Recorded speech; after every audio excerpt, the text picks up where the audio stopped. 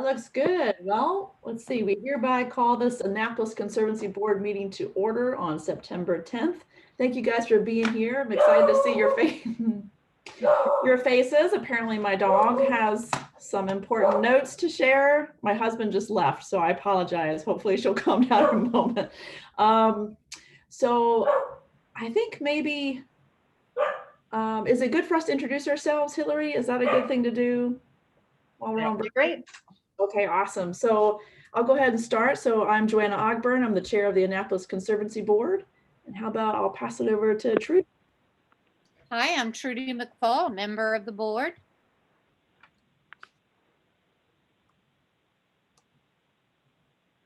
I'm Meg Hosmer. I'm the vice chair. I'm Brian Adams. I'm the staff liaison for the board.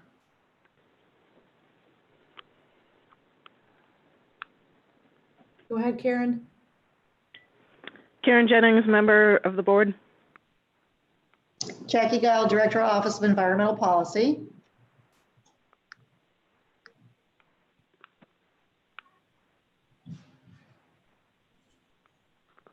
Yeah. Ashley and Sean, do you all want to introduce yourselves as well? I can go. Ashley Leonard. I'm an assistant city attorney and newly assigned to this board. I'm Sean Wampler. I'm the GIS coordinator for the city. Awesome. Great. Thank you guys so much for being here. Really appreciate it. How about we get started with the minutes from July 9th? Did anybody have any comments or changes that they wanted to make to the minutes?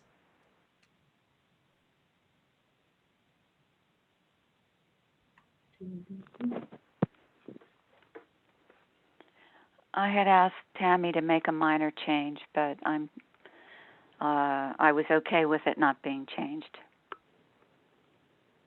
Okay, any other thoughts? I did make the change. I removed the sentence that Ms. Hosmer had some concern with, so that was the only change.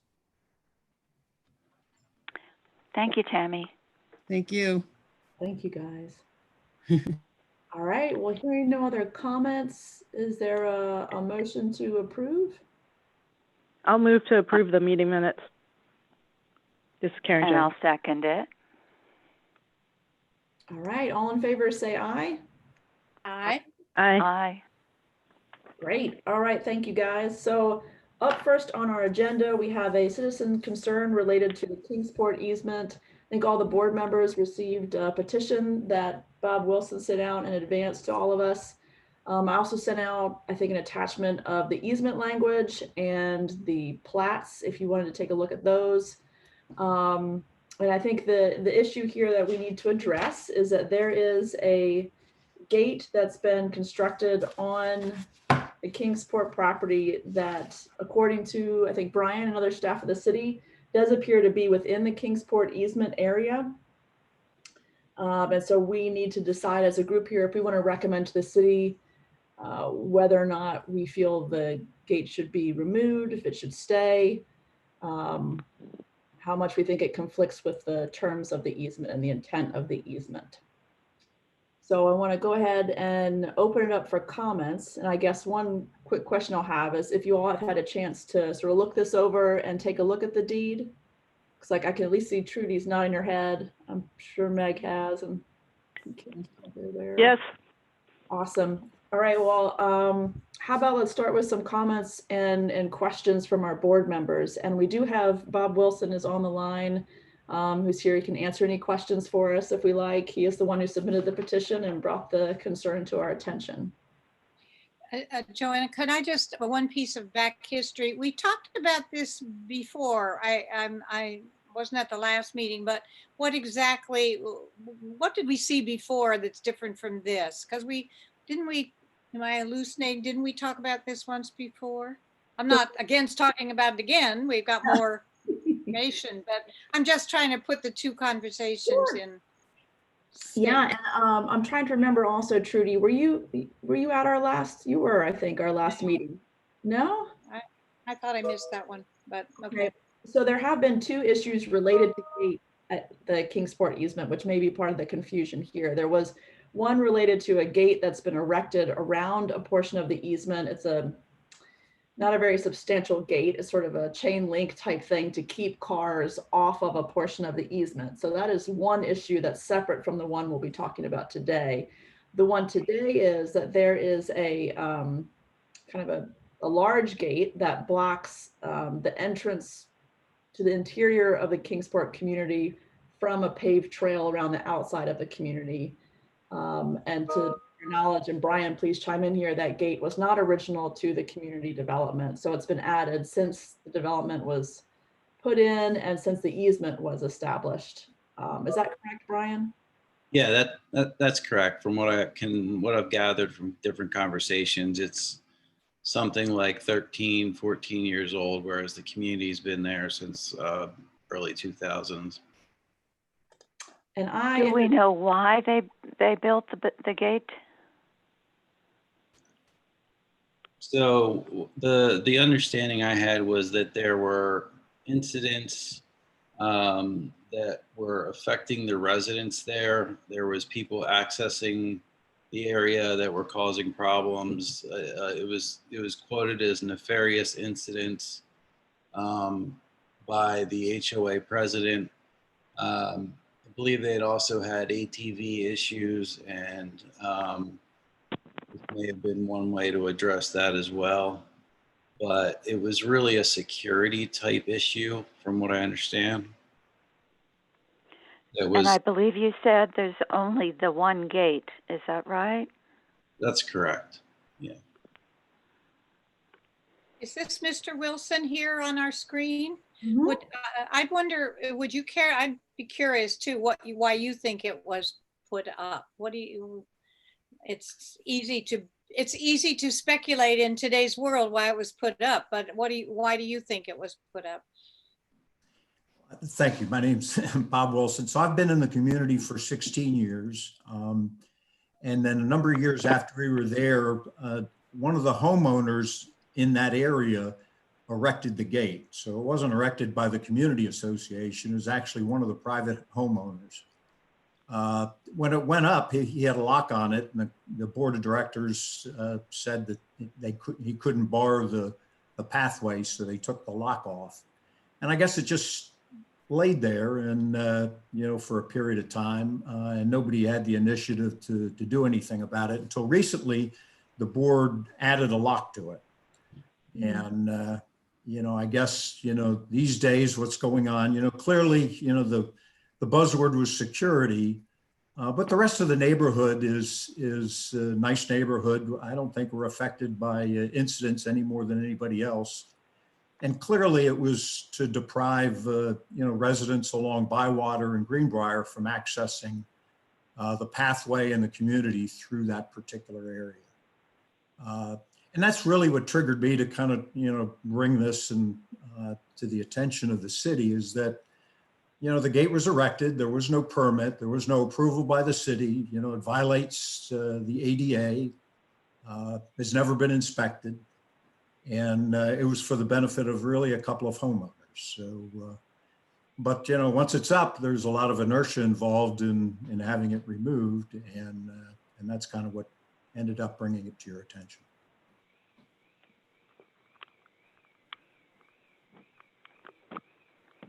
Well, I'll start. It sounds pretty simple to me. I mean, we don't have, we haven't, it's on our easement. We haven't given approval, and there's no point in speculating more than that about why, but one could speculate why. I mean, why wouldn't we support removing it? I mean, am I missing something? I mean, we don't have any other gates or restricted access to any other easements, right? Is that correct? I mean, why would we permit? But I think that the reason to remove it would be because it's a structure and the construction of anything on an easement isn't permitted. I don't think the reason would be that it limits access, because it's still private property to which there is no public access. Okay, then Yeah, I and need a more, also just to clarify, that we do have other easements that have fences on them. I don't know that's not necessarily a reason to keep this. I'm just wanted to point that out, that it's not that all of our easements are without fences, but they do require our permission or our approval to put a fence up because it is considered a structure. So, but just a point of clarification.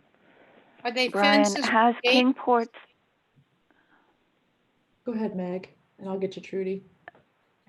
Brian, has Kingsport asked you about the gate and requested any permission several years late, obviously, from us? No, they simply say that the gate has been there for many years. It was erected. Well, they said that it was original to the community, but the dates don't line up.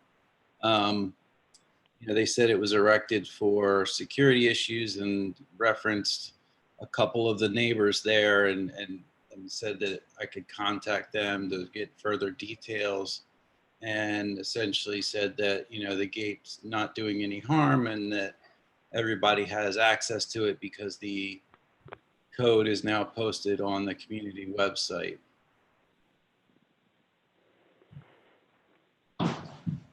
Well, let's go, help me understand, let's go back a step from all that. When all of these easements are created, is it not assumed that they are going into a bank of trust that's land that's open and available to all the citizens of Annapolis, or that's not true? That's not true. Not true. It's still, like as Meg said, it's still private property. That's the way most of our easements are. Mhm. Okay. It's a good question. I think public access would have to be specifically stated in the easement agreement, and it isn't in this one. Yeah, that's Thank you. correct. Yeah. I still continue to ask questions about our organization, I know, but so the distinction is the erection of a gate, which was done without our approval, and not that people would have access to enjoy the amenities of Kingsport with it removed. Although it's much, much harder to say how you would enforce that. If I could add, that not only doesn't it have the city's approval, but it requires a fence permit that was never obtained. There was no inspection by the city to ensure that it doesn't fall and damage people.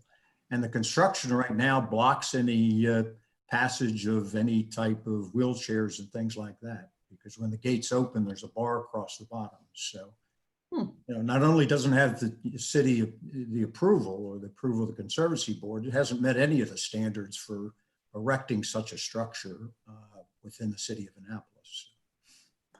What's Jackie or Brian, can you guys speak to, I know it's not quite your department, but what happens in cases like that where you do have something that's gone up and you didn't know about it and you find out about it later? What's generally the process there? Well, planning and zoning would have had to provide the permit for the gate.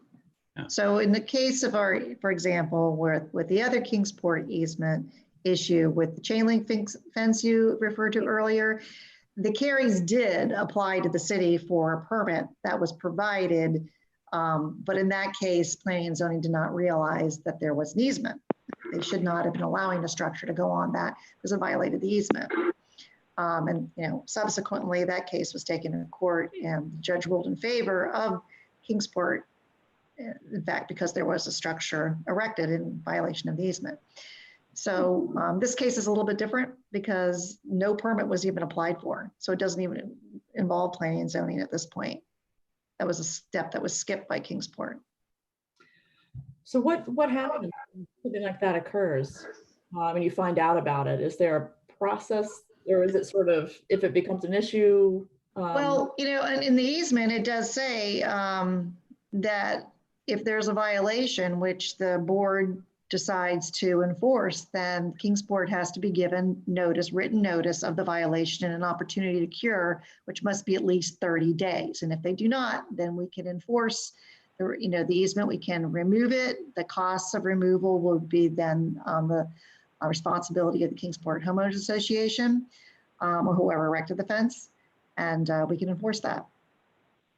And that gets turned over to the Office of Law, and then they can enforce it. Okay. Let's see here. Any other questions from folks for Brian, Jackie, Bob, or Ashley?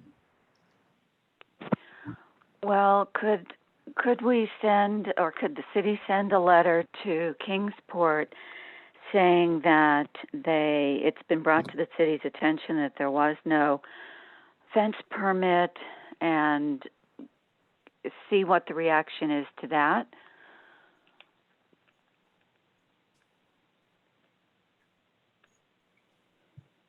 Well, I would just add, I thought we generally, anytime we've had violations, we've been pretty clear that they need to correct them. I find, as you can tell, I find the guest on intent from all of this offensive, and this would not be the violation I would overlook myself. I'm very sympathetic with people who want more access to water and more access to everything around our community. Why would we not just recommend that they have to remove their gate? I mean, it's not allowed and they erected it. If they want to think about how to do it properly and appeal it and all that, well, let them do that. But I bet they know perfectly well what they're doing and why they're doing it. So that brings up a question, I guess, that I had, Jackie, Brian, whoever would be best to ask this. If we were to move forward and send the letter, as you mentioned, that's spelled out here in the easement language, Jackie, that kind of says you're in violation, here's what it is. Is there a process whereby they could come back and sort of appeal or say, here are the reasons why we did that, and there's a conversation there? Or is it just sort of simply at this point you need to move forward with removal? And well, this is the recommendation you need to make to the Office of Law, what you want to do here, and then they move forward with it. So Ashley can answer the rest of that question for you. I don't think they per se have an administrative appeal process. So if we're going to give them a letter to cure, they either have to cure or not cure. If they decide to not cure, then we would have to take it to the next step, which would probably be going to some sort of court enforcement. Okay. Now they could come back and say, as part of their cure, could they file all the paperwork and we look at it, and that would be at the discretion of probably the Department of Planning and Zoning and Office of Environmental Policy on whether what they would consider an adequate cure, whether cure is removing the fence or doing the paperwork sort of after the fact. If the fence truly can't meet any of the requirements it would need to meet, then I'm not sure that would work, but that sort of gets more into a discretionary of what the cure would be. But if you're telling them they have to remove the fence, their only action is to cure it by removal, or not. Now, we can always find a middle ground depending on what they want to come back with, but we don't have to agree to any middle ground. It's, as the treaty said, it's very clear. They're not, per the conservation easement, they're not to erect any structures on the property. So if it is the recommendation of this board that you want that fence and gate down, you recommend that and send the letter. And as Ash was saying, that is it's the only real cure is to be in compliance with the easement is to remove that. Now, if we were to take a middle ground approach, immediately say you need to open that gate and leave it open, and then talk to them about whether they're going to go through the proper channels of applying to this board for permission and requesting the proper permit from planning and zoning. But planning and zoning is not going to issue a permit if they know that there's a conservation easement on it, if this board is saying they can't do it. Right. So it's really up to this board as to what you recommend. And if you're going to, say, okay, the compromise is to save you the expense of taking down the gate, you just leave it open at all times, or you tell them to take it down. But that's up to you. Yeah. So To me, it makes more sense to just tell them to take it down. I don't see the value in telling them to leave it open because, as we've already discussed, it is private property. They're allowed to treat it as private property. So it's not an access issue per se. It's more of a putting an illegal structure in an easement issue.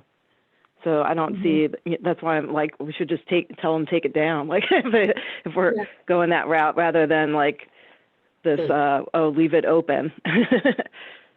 Although I guess it provides more access for wildlife if it's open, if it's staying, but which is really what the easements are for, is as much as well, maybe not all like entirely, but that's partially what they're for.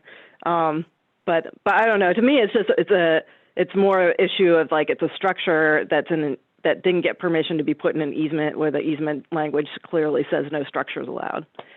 So in that case, it should just come out.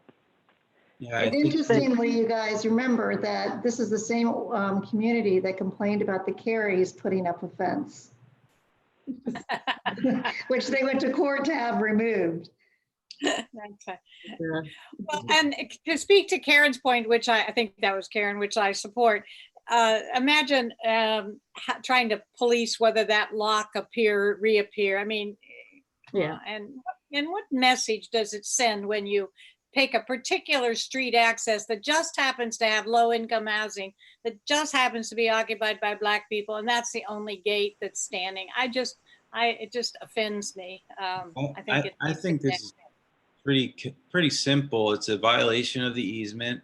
We send them a letter saying you violated the easement for this many years. You've gotten away with it, but at this point it's come to our attention and it needs to go, and they can fight back or appeal all they want, but I don't oppose sending a letter like as Brian just said, that they violated the easement agreement, but would we be open to some type of compromise? What if there are other violations that would be more significant to us? This gate simply, as I saw it on the plat, gives access between a couple of houses. So it really doesn't impede wildlife. It really doesn't impinge upon the purpose of the easement.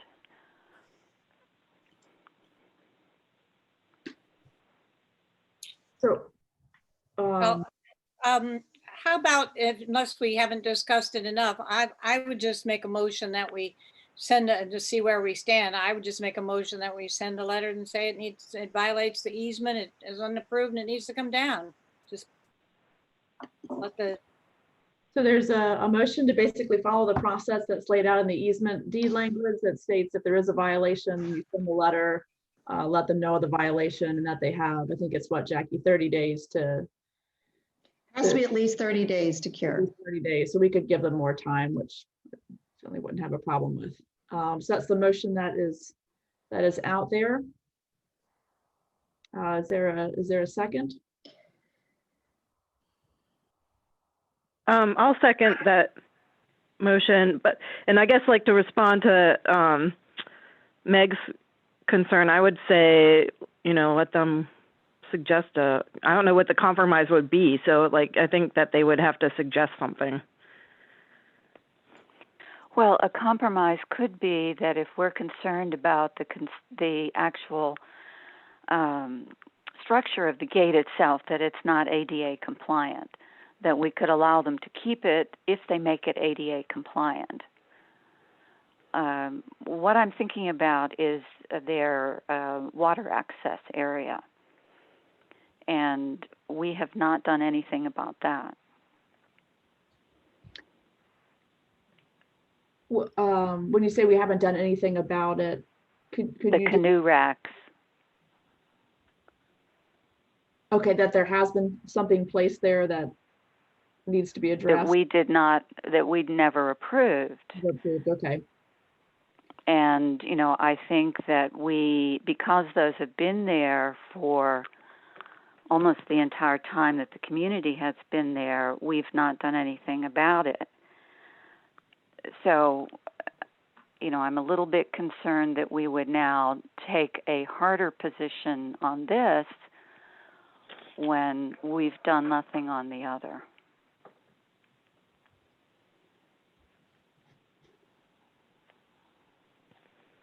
Canoe rack doesn't offend me half as much as that particular gate in that particular location for that particular reason.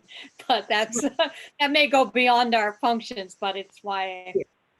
Yeah, that does kind of technically go beyond sort of our scope. Sorry. Joanna, I would suggest that in your letter, you include a reminder to the Kingsport community that per the agreement, they're not to erect any structures on the easement property without the board's permission, since they seem to have a habit of doing this. And perhaps to add to your point, Jackie, perhaps to say, and to correct any any others that might exist. So we sort of let them know we think there's something, perhaps something else that that part of warning them would be okay with. That's a gentle warning that we think there's some other things, I guess. Mr. Wilson, didn't you say that there were various no trespassing signs erected on the easement? Yeah, they've now, at least 11 locations, there's no trespassing signs in the pathways around in the conservation easement area. So, at the end of the day that, the board would like to see this as a gated community and shut off from the outside world and some of the other influences. And, the more rope they seem to get, the more emboldened they are to try to do that. So,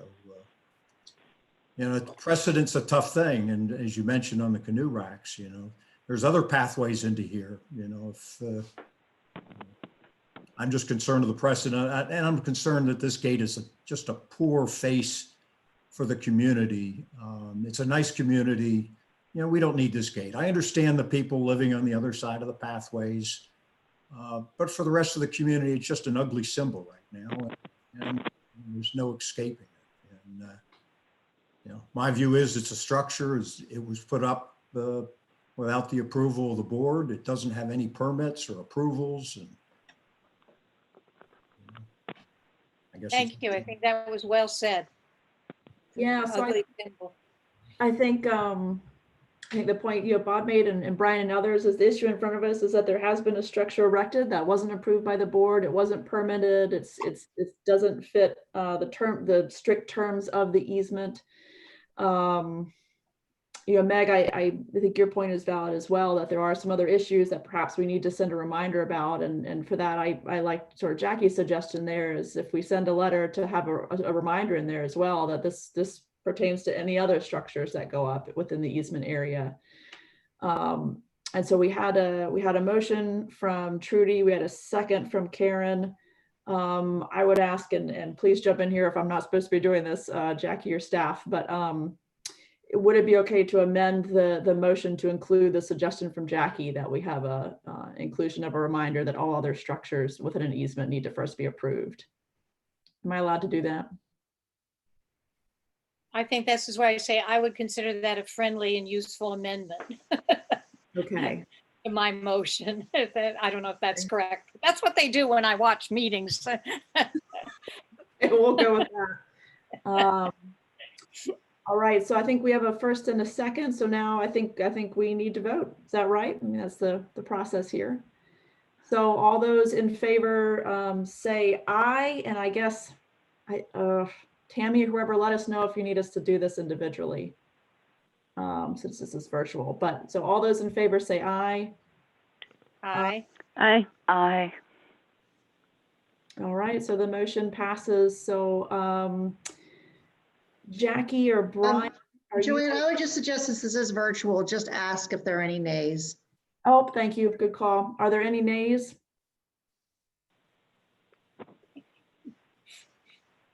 All right. Hearing none, so the motion passes. And so the next step, would that be Jackie and Brian? Or are you two the ones that would put that letter together and send it, or Ashley? What's the, I can draft it. okay. It would help just, I'll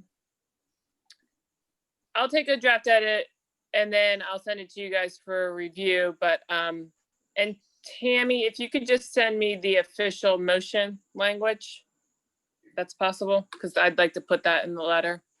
But that letter is to come from Joanna as the chair. Yeah, I'm just gonna draft it and then I will send it to Awesome. you guys and you can approve and use as, modify whatever as needed. Thank you. I appreciate that, Ashley. Thank you so much. Yeah, and thank you, Jackie, for the reminder. It's always good. All right, thank you, guys. And thank you, Bob, for being willing to come on today Thank and you. answer all of our Thank questions. you. Joanna, there was one other issue, and that is the no trespassing signs on the pathways in the conservation easement area. I think the question is, can the board exclude the public from those pathways? And it may go back to what was represented in the grading permit and agreement, is that were those pathways intended for the use of the public as well as Kingsport residents? So that, talked about that a little bit. Oh, go ahead, Karen. Let me just start by saying, like, my personal feeling about public access is right in line with Trudy's and Mr. Wilson's, but unfortunately, legally, our easements do not require public access. In fact, many of our easements do have no trespassing signs on them because they are HOA owned. So, and I believe that Kingsport, because I remember when the Kingsport easement was created, and I think that it's always been that way. Like, I don't think there was ever any thought that this would be really open to the general public. I know that we've had even our own board chased off when they were doing inspections in the past. So I think it's always kind of been,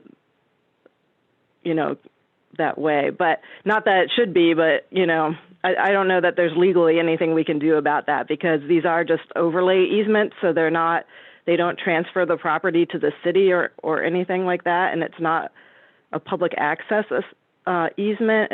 It's just a conservation easement. So I think that unfortunately, legally, there's nothing we can do about no trespassing signs. I wish that wasn't the case, but This is all very educational. Is this something that got embedded in our board's charter? Or suppose one was interested in trying to use appropriate easements, they're not all pathways to interesting places, but is this something that at some point, not today, but at some point we could talk about as a policy issue for ourselves? Is it within where did those rules come from, Karen? Where do they? Well, it's just the way conservation easements work in general, because it's like any MET easement. They approach a private property owner and say, would you put some of this in a conservation easement? That doesn't allow the public access to that person's property. It just means that they can't develop it. So that's the way these easements work as well.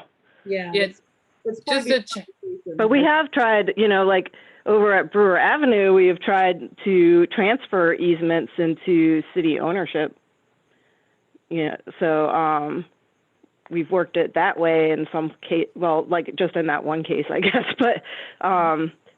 But it would be, the city gets these for pretty much for free during the development process. So I'm not sure if there's a way to change what kind of easement it is at that point.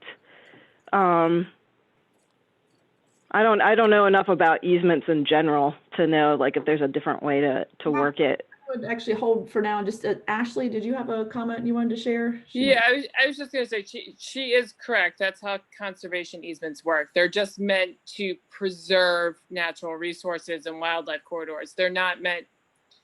Their intent is not to be public access easements, because if it was a public access easement, it would be called that. It would be spelled out. The only other exception that sometimes comes into play is depending on whether state or federal funding somehow gets in the mix for these developments, sometimes those will also sort of require open access.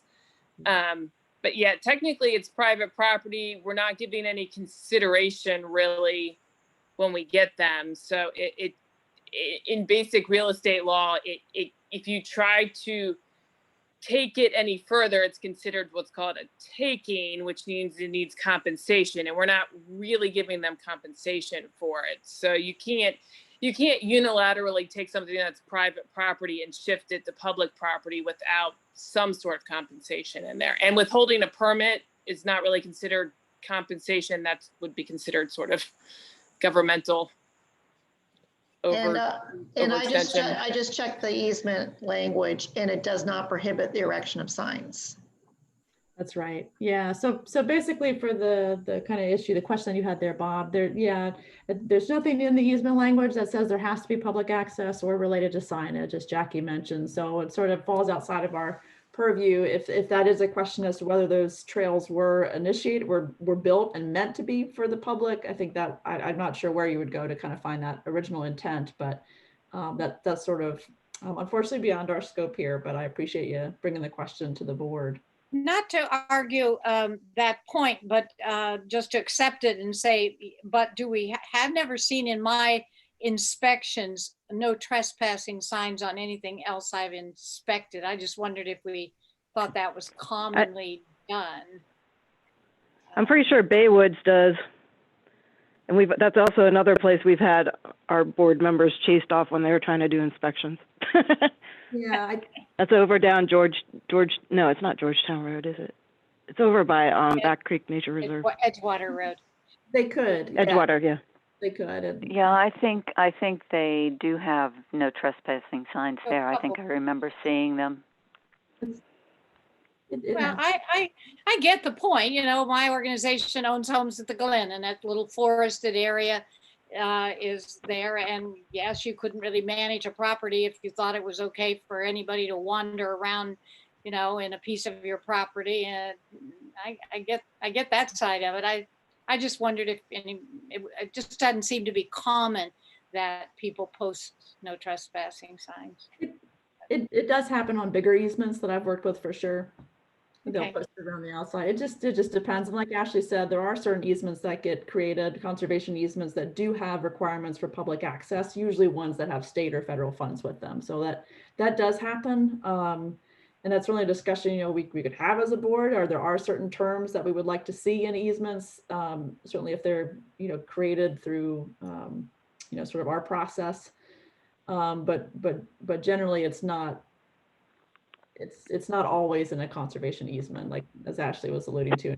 It's not something that's Well, always. that's all very helpful because it tells me, as we've worked on these conversations about priority easement areas, that could turn into real pathways through the city, and we'd even let the mayor bike on it, you know, or run on it. I'm just kidding.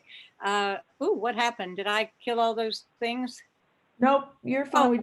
No, it's a chat. Excuse me. Yeah. But anyway, as we've talked about that, being conscious of the different kind of easements that we might try to think about in order to build a pathway system, that was very helpful. Thank you. Yeah, absolutely. Yeah, that's a very good point, Trudy.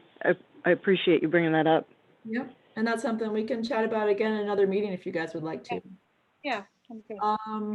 All right. So Joanna, I think, thank you for your consideration. I appreciate it. absolutely. Thank you for. I appreciate you doing it.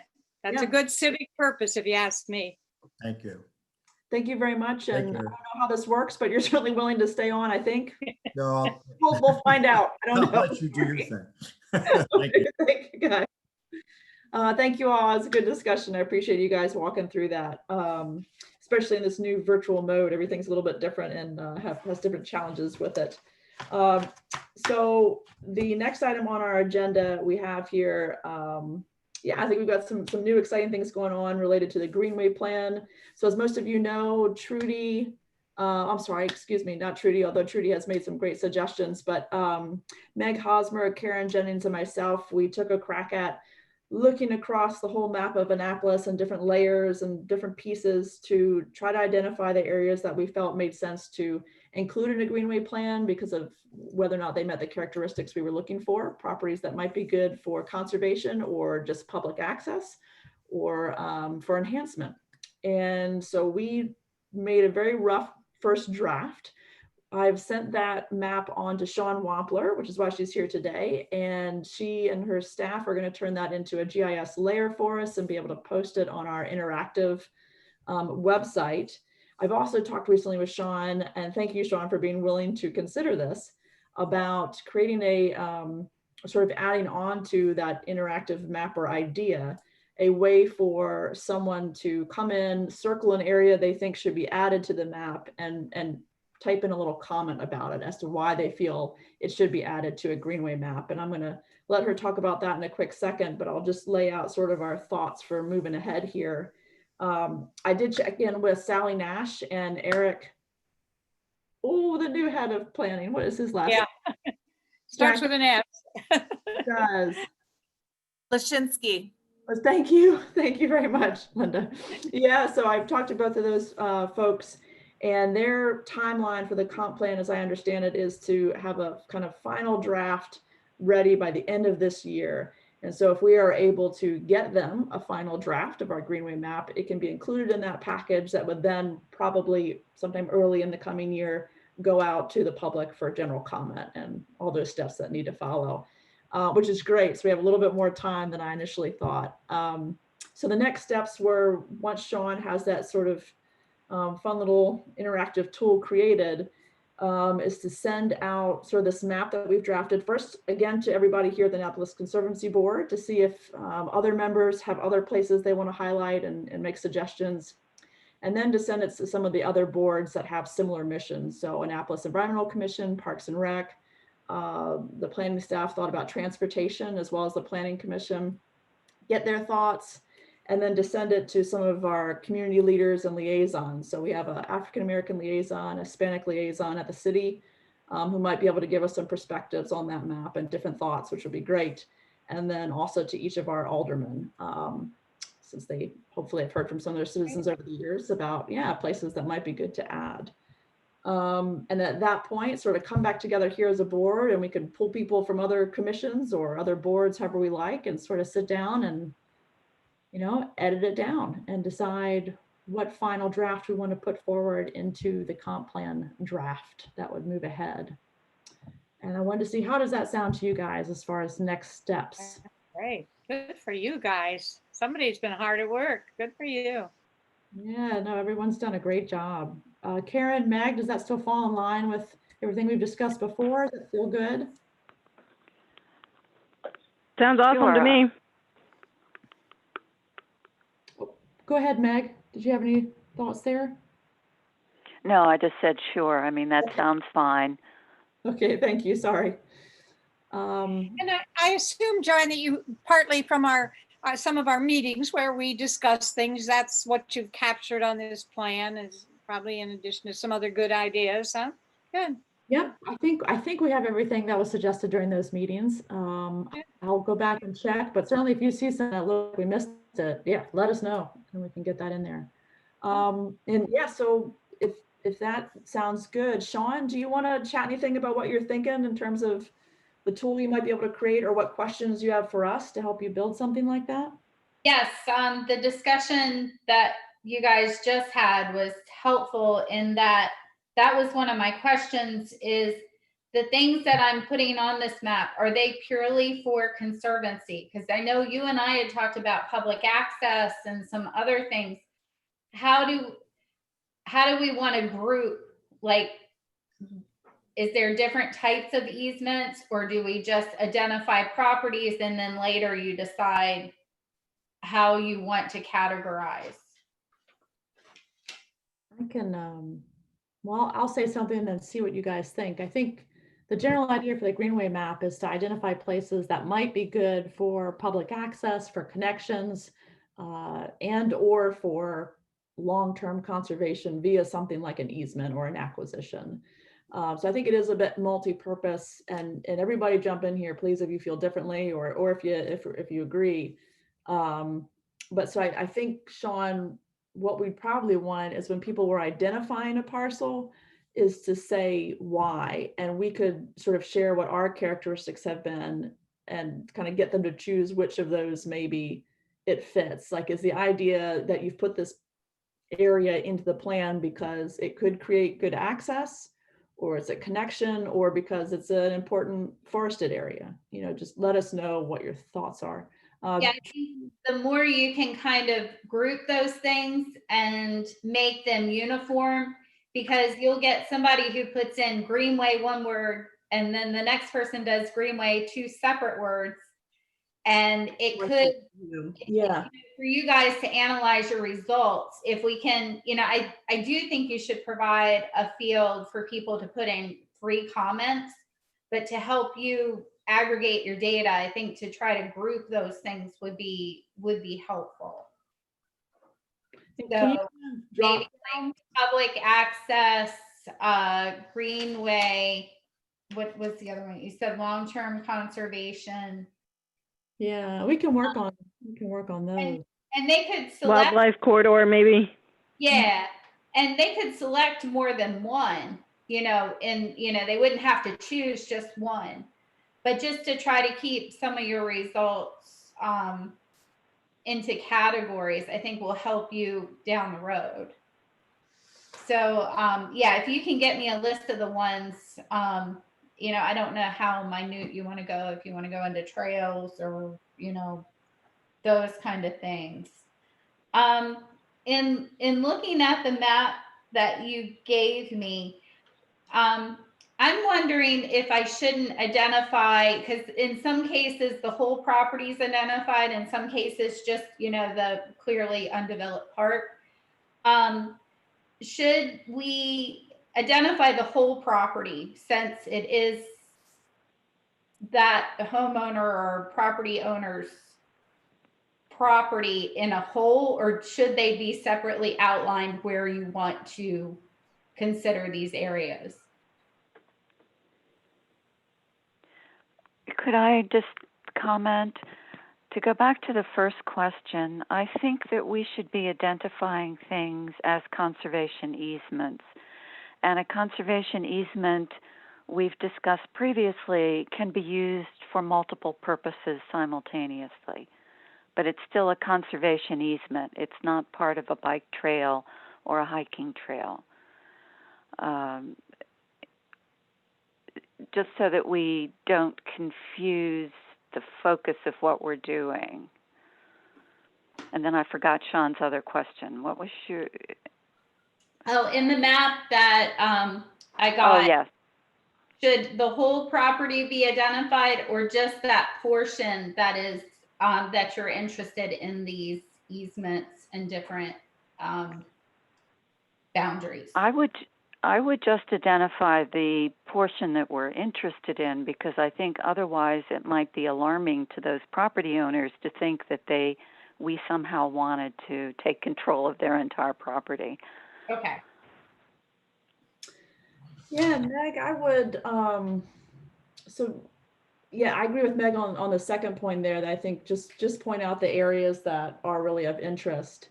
I would say to your first response there, Meg, so I think our initial kind of conversations about this map was it could serve kind of a couple of purposes, and that we might want to highlight places regardless of whether an easement is the tool to use. I'm not sure if I'm saying that very clearly, but that we were using it as a way to identify places that would be good to improve for public access, or for other kind of means that are sort of related to our mission. For example, I know we've talked about some of the city-owned properties that may or may not be appropriate for conservation easements, but could provide some really good, potentially habitat or public access benefits. I just was concerned that we not go beyond what our charter is. So if our charter is to come up with conservation easements, and an easement could have multiple purposes. It could have wildlife value, environmental value, or it could be used as a hiking trail if we got public access to it. but that the focus should, if the recommendation is coming from us as a board, it should be more on the conservation easement end of it.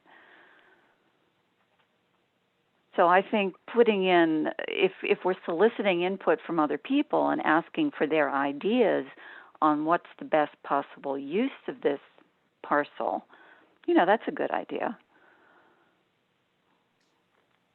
I guess this is another interesting conversation, because I had thought that the map, the whole green wave and what we called it, was about multiple purposes. One certainly was linking together public access that would allow people to walk throughout the city.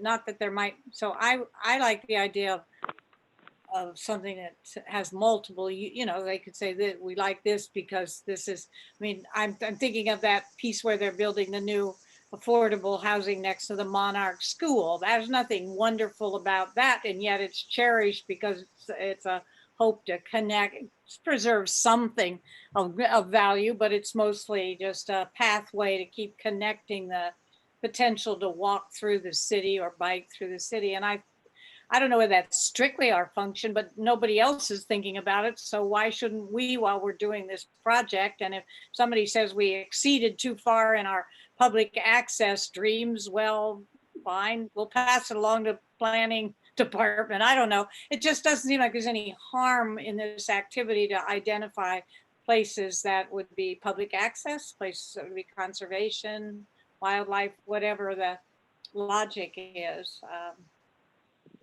Does it exceed our charter to think about something more than conservation easements? Again, it's access to recreational activities is in our charter language. Yeah. Or recreational opportunities or something like that. Mm-hmm.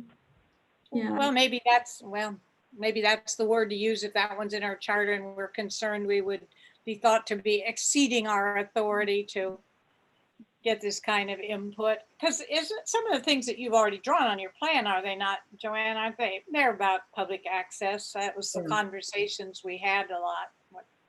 Yeah, and I think I certainly know when I was looking at things, and I think Karen too, we were looking at things, not just places that would be good for easements, but that would sort of serve these other purposes. So I would definitely need to go back and probably rethink a couple of things if we were to restrict it a bit more. But me personally, I would say I kind of agree with what Trudy was saying. I think if we can serve multiple purposes, that would be great. And I know I've certainly heard from other boards and from even some elected officials that they're supportive of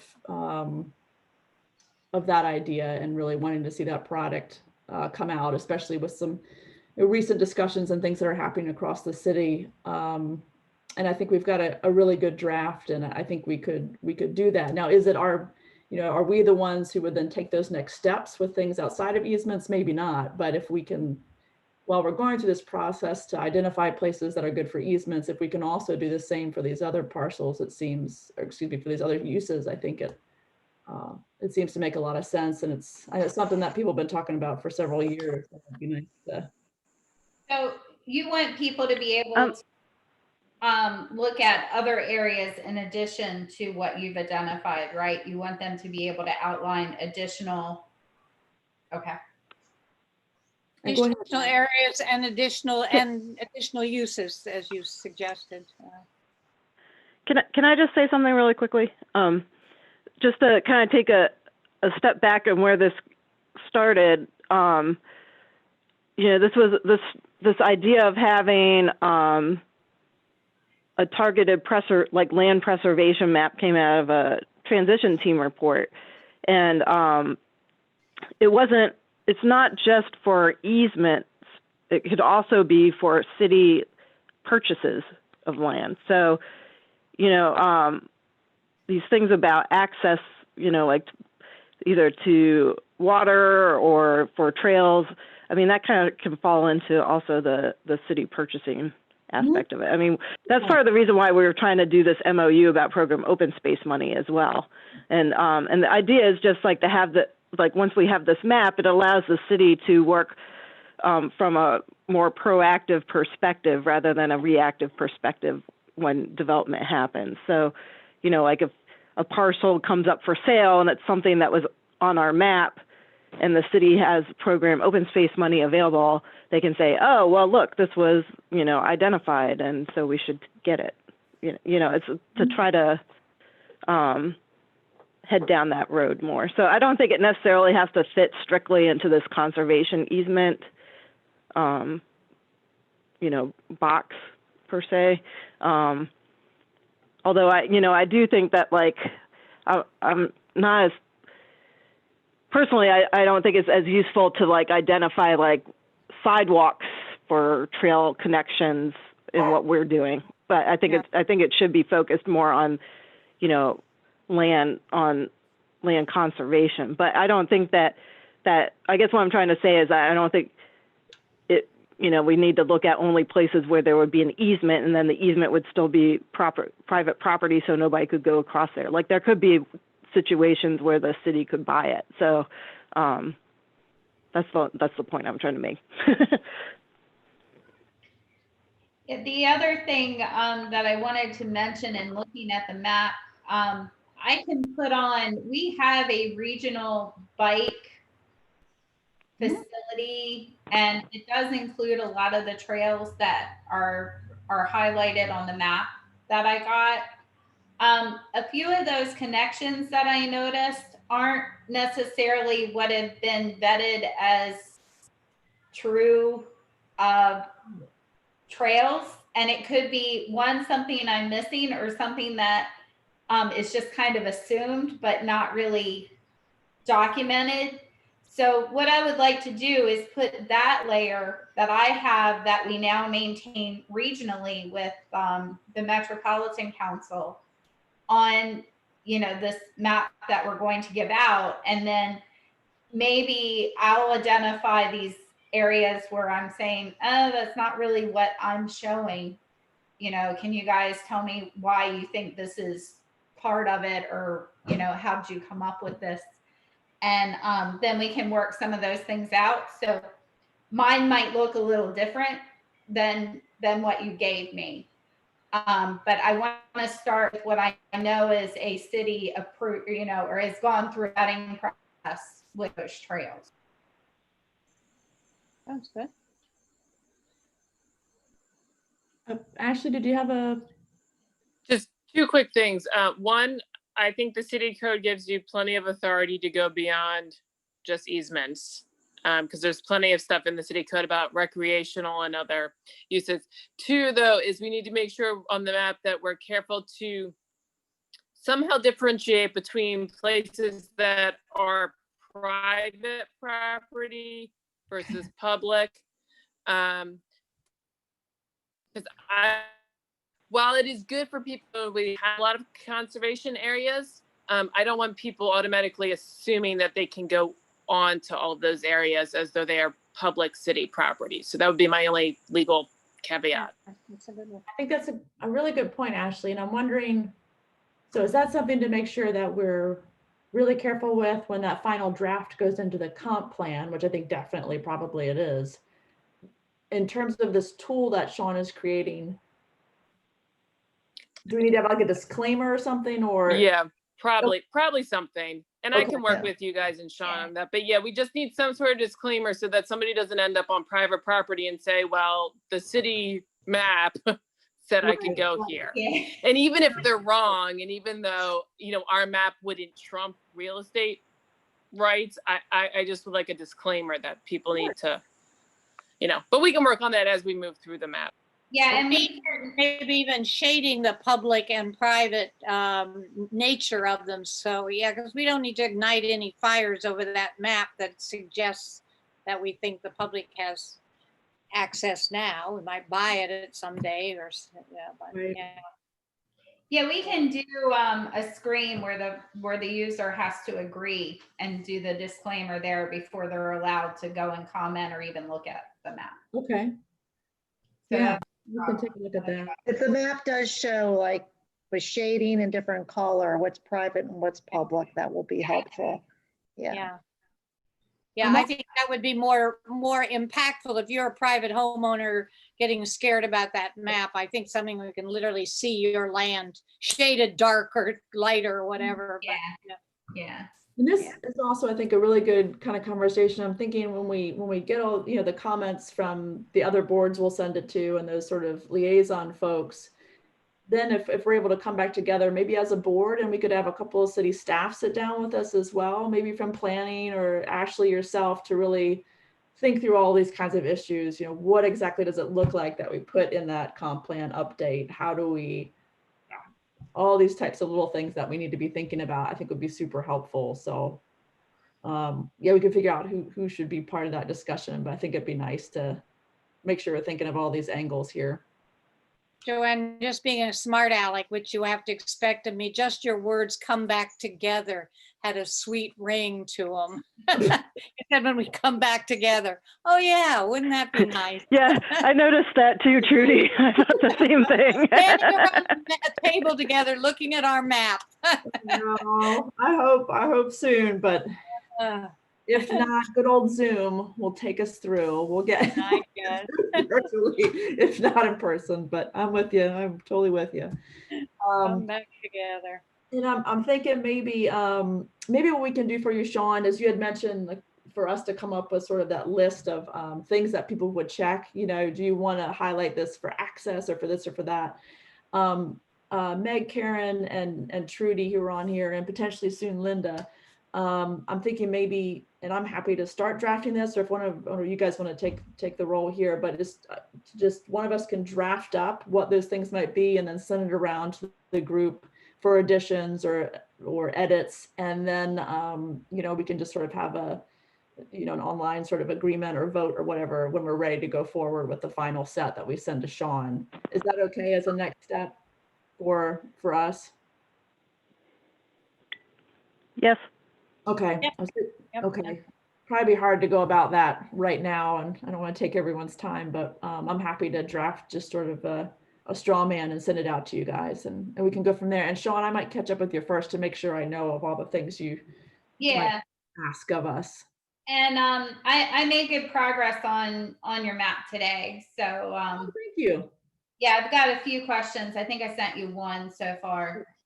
But just minor. I just want to make sure I outline things right. And yeah, I want you to check my work when I get done. Yeah. Well, thank you so much for doing what you're doing. It's wonderful. Yeah, we're lucky to have you. It's really nice. Any other questions or comments related to the Greenway map here or the tool Sean is creating? Looks good. Sean, anything from you? Anything else there? Or? Yeah, I think this gives me something to go on. I'm sure as I develop it, I will have more questions, but I think I'm good for now. Okay, great. All right, well, wonderful. All right, so kind of next up, easement monitoring. So Meg, I know there are some outstanding easements out there, and I am happy to do 2 or 3 of those that are outstanding, and I can take a look at that list and email you about that. Are there ones in particular you want to point out to us, or is there a need for more than kind of 3 or 4? I think it's more than 3 or 4. Karen and Tom said they would do a couple. Okay. All right, and I completed my initial assignment, but you can give me a couple more. I mean, it's not a great hardship. Whatever you need to do to get it done. Okay, great. Well, let's see, as a next step. So Meg, I'll email you tomorrow probably, and I can point out a few that I'm happy to take. And then Karen and Trudy, I can let you know which ones I'm doing and see which ones you guys want to take on. How's that sound? That's good. Is that good for you too, Karen? Yeah. Okay. Awesome. So I'll be in touch. And Meg, I'm going to make that note that I'll email you tomorrow, because I think you've sent out which ones are left in a previous email. Is that correct? I did, but I didn't mark off the ones that Karen or Tom had agreed to do. Okay, gotcha. All right, Karen, do you know which ones off the top of your head? I can reach out to you if not, but. No. I think that, I don't know, I'd have to go back and double check, and I haven't done them yet, obviously, but, yeah, I don't remember off the top of my head. Okay. All right, so you've got that coming from me. Let's see, so funds for boundary surveys, any notes there, Jackie, Brian? Yes, actually, we had a conversation last week, the staff did, with the Critical Area Commission on our final revisions. And so now at this point, I just today at 3 o'clock received the final version from the Critical Area Commission on the MOU. And the commission will review it on October 7th at their meeting, at the commission meeting, full commission meeting, and vote to adopt it. And once it's approved, then we can go through the signature process at both the commission and in the city. And then it goes into effect. That's great. Yeah. Yeah. And one of the enumerated items is to be able to use the fee in lieu critical area funds for conservation surveys.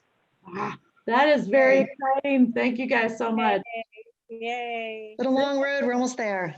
I know, this is really exciting though. Thank you, staff at Jackie, Brian, everybody. I'm sure Ashley was a part of this, of course, as well. Yes. Thank you for all your hard work on this. Yes, this is great. Hopefully we can get rolling on that Hawkins Cove piece and all the other great ideas. And I'm excited. I know we all are. It's been a long road, but. Yep, it's moving, almost done. Woo! All right, October 7th. I'll cross my fingers, everything goes, and then just little signatures. That's great. Oh, I know, we can't. I feel like we need to have a cake or something. I don't know, maybe I'm getting ahead of myself. Just doesn't feel as good virtually, does it? It's like, oh.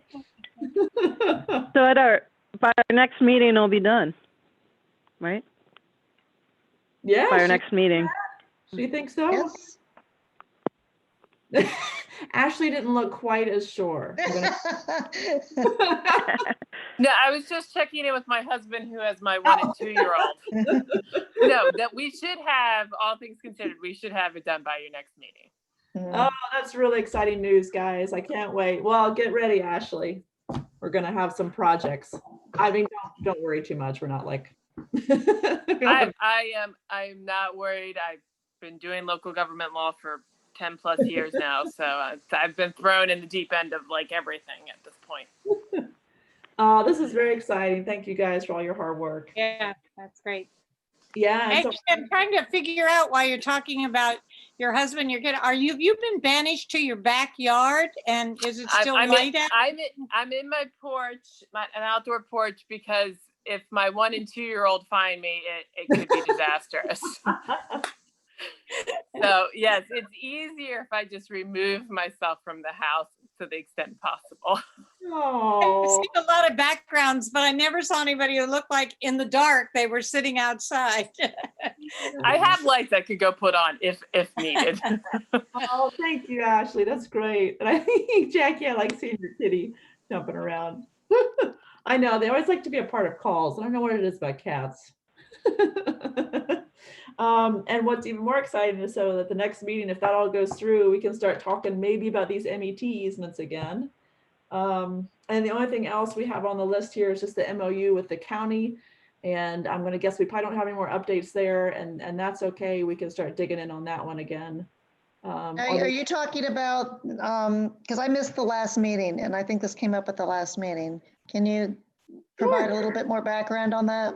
Yeah, so this is the MOU Karen sort of alluded to earlier in this call between the city and the county about the program open space funds that would allow us to access and decide how to use the funds that are allocated to the city but held by the county. And we have, there is a, I don't know if I guess the term would be a draft MOU that was created several years ago that we have, and we can send around again if you guys need. But it was just something I know we talked about before. It would be nice to have, as you know, as different sort of groups come and go. It's nice to have that continuity and know that those funds are there and available. I think. Yeah, can you send that around again? Because it predates me. Yeah, it does. Yeah, sure. Yeah, well, and specifically this was because there had been an informal agreement between the city and the county at one point, because the city, the program open space money is in two buckets. Like, one is for recreational facilities and one is for buying land. And the city's portion of the land acquisition funds is like never enough to buy property in the city of Annapolis, because property costs so much in the city of Annapolis. So there had been this informal agreement between the city and the county that the county would just spend all of like the city's portion every year, and then if the situation came up where the city wanted to buy something, then the county would chip in money. But then that situation actually came up and the county said no. So this is like, this MOU is to try to formalize that informal agreement so that if the city ever wants to buy property in the future, the county can't say no. Because we have this MOU.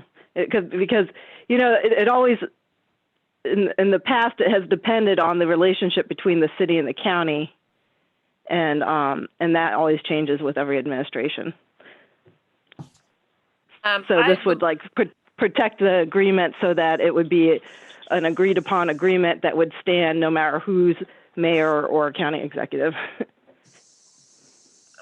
I would like to see that, just because I don't think I've ever seen it. And also, have you reached out to anyone yet with the at the county about this, or is this just stayed on our side at this point? I think it's just on. It has been discussed with the county, but I think administrations have changed since that time. Okay, I was just curious. Yeah, I don't know when that was. I'm not sure if the current administration, if it's been discussed with the current administration or not. Yeah. I'm happy to help, and I have a very good relationship with the county law office, which would also need to look at it as well if we get to that point. Excuse me.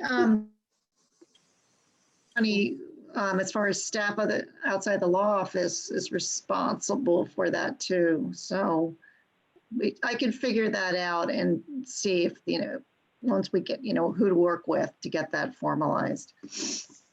Great. Yeah, I think in the past we've had tried to work it through the respective heads of recreation and parks, with the county and the city. But the MOU ultimately has to be signed by a county executive and a mayor, or else it's not legally binding. And that was what happened before, was that like the informal agreement that was like implemented, over a decade ago now, like it had been signed by the heads of recreation and parks for the city and the county at that time. But that turned out to be not legally binding. And so then when the situation came up and the city wanted to buy property for conservation, the county was like, well, that doesn't mean anything. So. No, this is good. Well, thank you guys for taking a look at this. I'll send it around to all of our board, and then Jackie, Ashley, and Brian as well. Yeah, just let us know if there's any next steps that we need to take as board members, or what the next steps would be. So thanks for looking into that. Let's see, that's all that I have for you guys in our agenda. Are there any kind of questions or outstanding issues that you guys have you want to bring up now, or things to put on our agenda for the next meeting? I gather that we have a new member. Are we replacing Meg Fines and Jason? Yeah, so great question, Meg. So we have a tentative new member. So you'll see there's Linda Frost is here as a guest. So she has submitted her information to the city to become a member of the Annapolis Conservancy Board. And hopefully soon we can introduce her as a new member. She has a fantastic background, has been with the Trust for Public Land for a long time. Wow. Yeah, when we get to that point, Linda, I will definitely have you introduce yourself and all of your wonderful qualifications. And then Meg, to your question. So yes, so we are replacing Meg Fines, who has moved away and had to take care of some family obligations. And Jason has also submitted his resignation. So we will still have one blank with Linda coming on. So that will be something we need to discuss and think about how to fill that void. Have you notified Hillary of the need to fill that second position? I just did today. Yeah. Okay. I'm here, so yes. Oh, there she is. I know you're sneaky. You're one of those hidden boxes that we can't. This is so strange. I got you covered, Hillary. Thank you. No, I appreciate that. Anytime to remind us what we need to be doing is helpful and who to send it to. So thank you for that. Yeah, any other questions there, Meg, about new members or Karen or Trudy? I'm ready to go eat dinner. Can we move for adjournment? You can. Okay. I'm not having a full-time job anymore. I'm not a veteran of this telework, and my butt gets tired after an hour and a half. I don't know how you do this all day and all night, you guys who work. This is hard work. It is challenging on the rear end. It is. Yeah. All right. Well, I'm sorry, I'm not being a very good example for Linda, am I? That's all right. Any remaining questions or thoughts real quick? I assume Trudy has already moved to adjourn, and so I would second that. All right, we have a first and a second. All in favor of adjournment, say aye. Aye. Aye. Anyone opposed? Nope. All right, well, meeting is adjourned.